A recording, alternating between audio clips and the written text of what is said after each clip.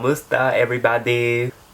Hello there! It's Michael Karma Sutra and Tarzan here with my 6th and final episode of Makeup and Biblical Mythology. So before I get started with this one, I know that my last 2 videos, I've already uploaded them on YouTube, and one of them already has more dislikes than likes because it's a very controversial topic, I know, because it has to deal with biblical stories and everybody wants to be right. Okay, why am I lying? It has 1 dislike and 0 likes, so I don't want to offend anybody. These are just stories. And it also kind of paints God in somewhat of a bad light because he wanted to destroy Nineveh, and then he actually did destroy Sodom and Gomorrah, and it just makes him seem like this some sort of hard-ass, sort of mean person. I was brought up to believe in God the Father, but I know there are a handful of people out there who believe in God the Mother, so though I'm saying he and him, and my picture up here is depicting, a male figure, to each its own, really. Whether you want to believe in multiple gods or one god or whatever, just be a good person. To me, God not only is your teacher, but he's also your friend. Kind of like your own parent. Yes, they teach you everything, but, he comes from love first. So these are just stories that have most likely been rewritten hundreds of different times, and they used to use the name of God to kill people during the Dark Ages. That, and if this offends you, I'm sorry, but I just don't care. So we'll move on, and hopefully you will too. Sorry, not sorry. Oops. So one of my best friends actually sent me this video via TikTok. The original video came from this user named Yana Saint Levy.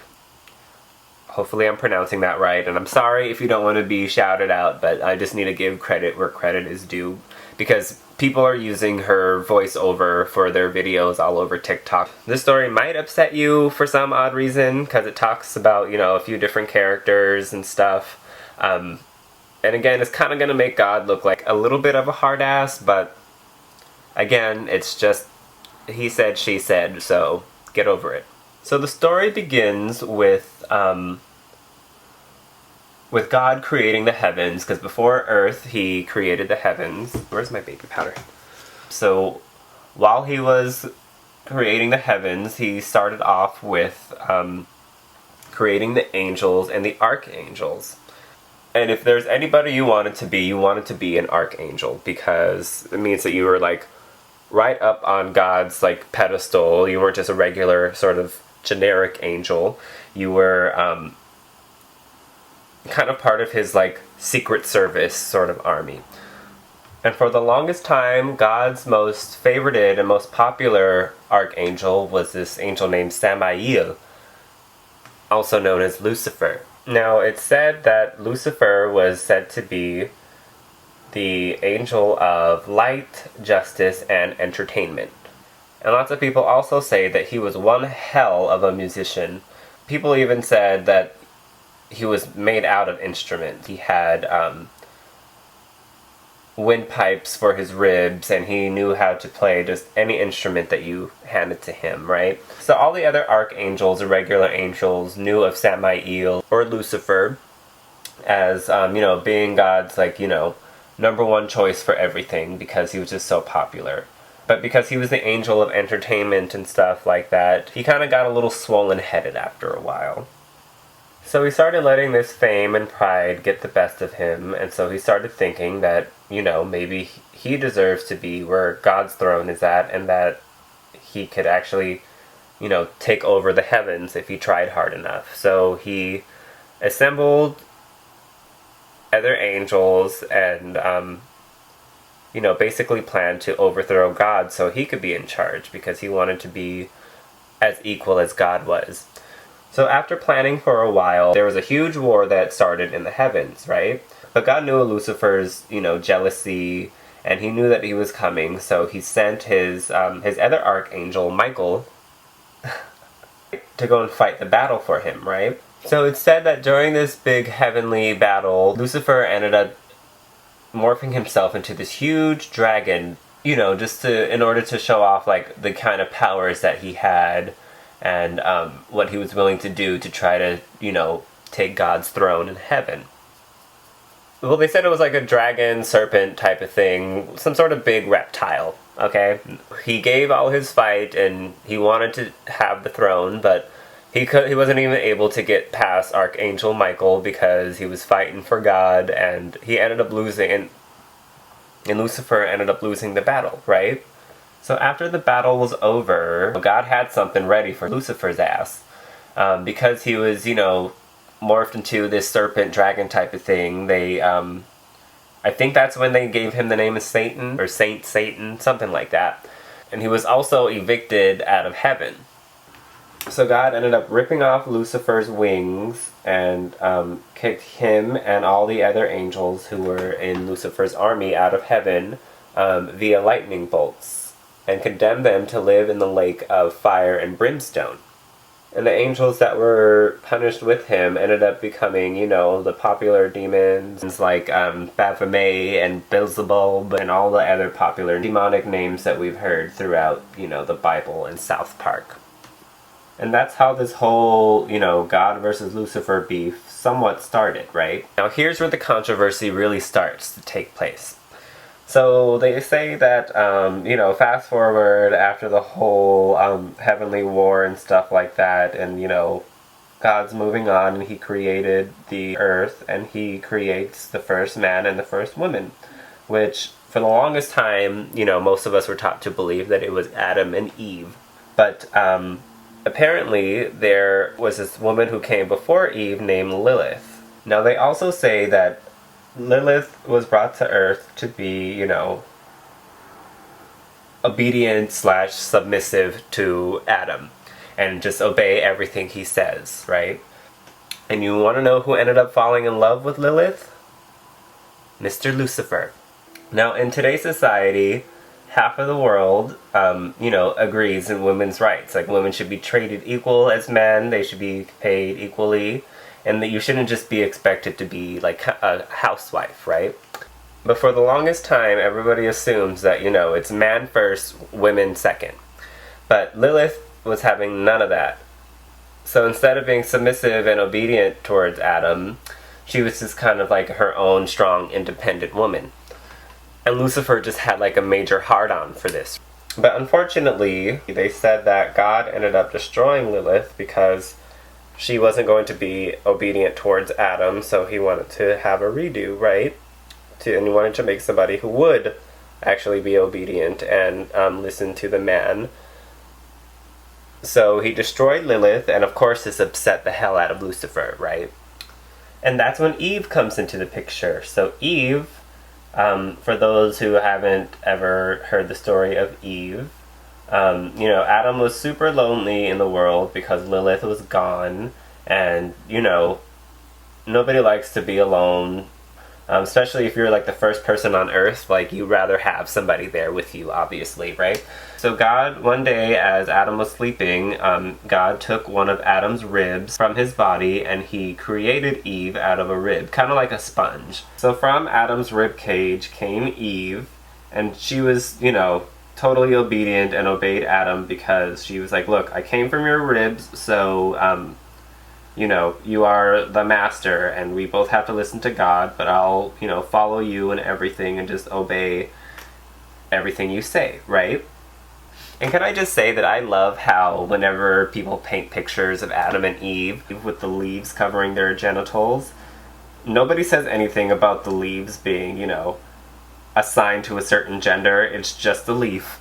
Yet here we are, thousands of years later, and people are literally being killed for wearing different pieces of fabrics. Like, it all started from leaves, people. Like, it doesn't really matter if you're a guy who wants to wear a female leaf. Just let it be.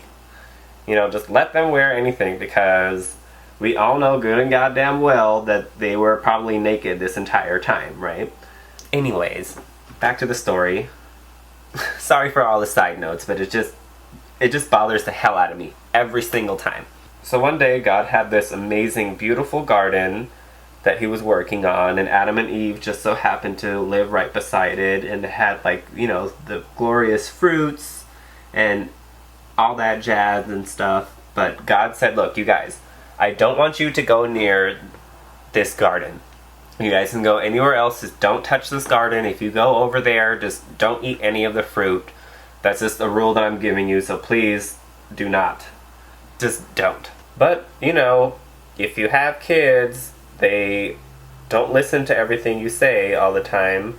I remember when I was a kid, once when I went out to eat, the waiter was like, hey, don't touch this plate, it's hot. So of course, I wanted to see how hot it was, and I ended up, you know, burning my hand a little bit. So that's basically what Adam and Eve did. They went over to the garden, and they were, you know, just picking around and looking at the fruit and stuff like that, and out comes this serpent, or a snake, people assume, right? And for some reason, people assume that the serpent was, you know, Lucifer or Satan himself, because God made Eve to be almost like a complete replica of Lilith, who Lucifer was in love with until God destroyed Lilith, right? So, of course, this serpent sees Eve, and it tries to flirt with her and tell her, you know, hey, come over here and eat the apple from this tree. You know, the tree that God specifically told you not to eat from. And so Eve was a little bit hesitant, and they said that Adam was there, but from this little TikTok video that I saw, apparently eating fruit in the Bible means sex. Now, I'm not exactly sure how accurate that is. Maybe it just meant like literally eating the fruit that God said not to eat, but you know, if God says, hey, don't have sex, you know, in this garden, or don't have sex with the people in this area, or the serpents in this area, then, you know, just don't do it. So, of course, this was like Adam and Eve's first time being tempted to do anything against what God said. You know, because Eve had no idea who Lilith was, but Adam knew who Lilith was, so he was super hesitant. And I'm not sure if he would, like, stayed there and also ate the apple, but they ended up eating some of the forbidden fruit that God told them not to eat, right? So just for the story's sake, let's say that, you know, eating fruit in the Bible actually does symbolize sex. So if Eve ate the apple, that means that she ended up having sex with the serpent, aka Satan. So God ends up finding out. And one thing they teach in both Catholicism and in Christianity is to fear the wrath of God. Now, honestly, if you ask me, like, they kind of go overboard with fearing the wrath of God. Like, you should fear the wrath of him, yes, but, you know, you should fear the wrath of any of your friends, right? Like, if your friend is upset about something and they're about to get ready to fight, you better hope and pray that whoever they're about to fight is ready for what's coming to them. At least that's how my friends operate. So God finds out that they completely, you know, did the opposite of what he directed them to do, or at least Eve did, and I'm not sure if, like, Adam took a bite of this apple or not, but, you know, he ended up destroying the garden, and he ended up kicking them out, right? And since this was, like, you know, the first woman on Earth, they say that she ended up getting pregnant by this serpent.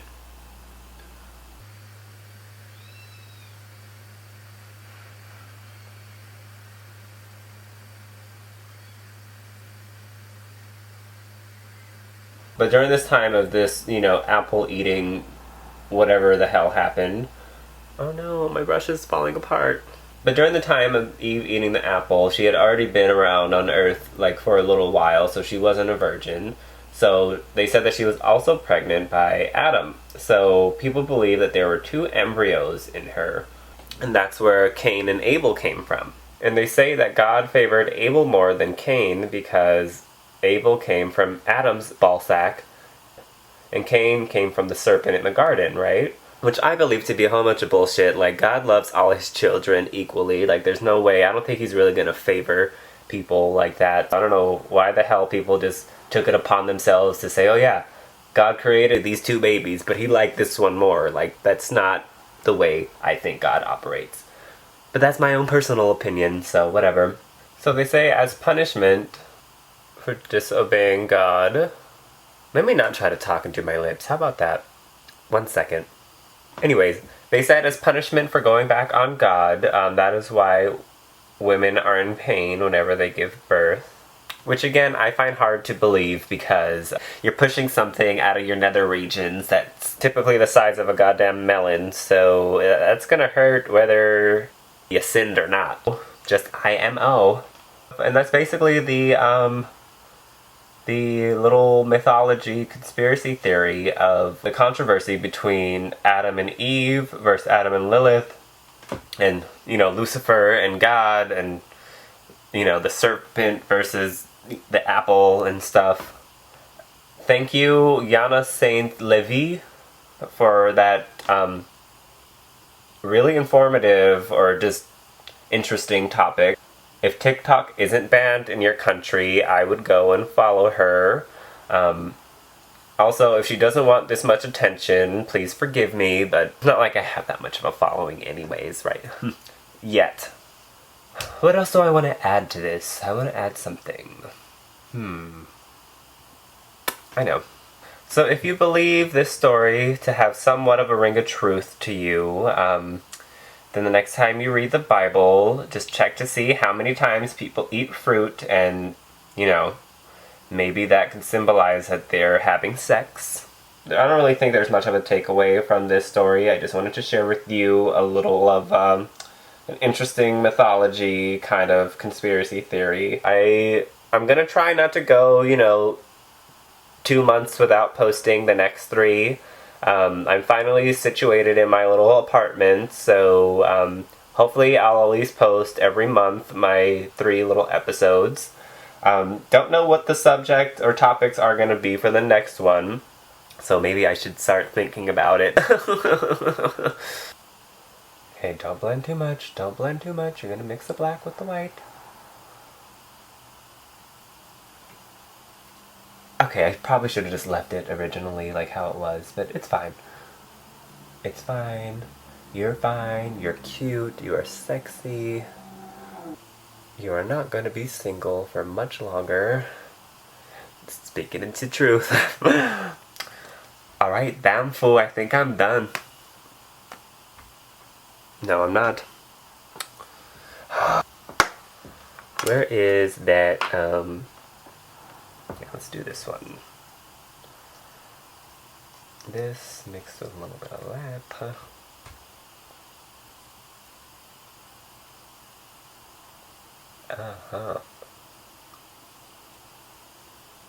No, its color is actually really ugly, and I'm just fucking up my makeup.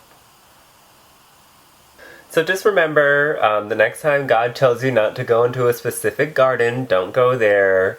The next time a serpent offers you an apple or a fruit, don't take it. And remember, God is equally your friend and your teacher. You don't have to fear him. He wants to hear you talk to him. You don't always have to go to him for prayers and for forgiveness. He wants to just talk to you. Whether you believe in God the Mother or God the Father, one God, multiple gods, as long as you're nice to people, that's all that matters. Somebody please give me just a minute to explain my misery. I know I'd be wearing some questionable wigs, but this is how the scene cholas used to dress up when I was going to school in the San Fe Valley. You can catch these perras at raves and shit,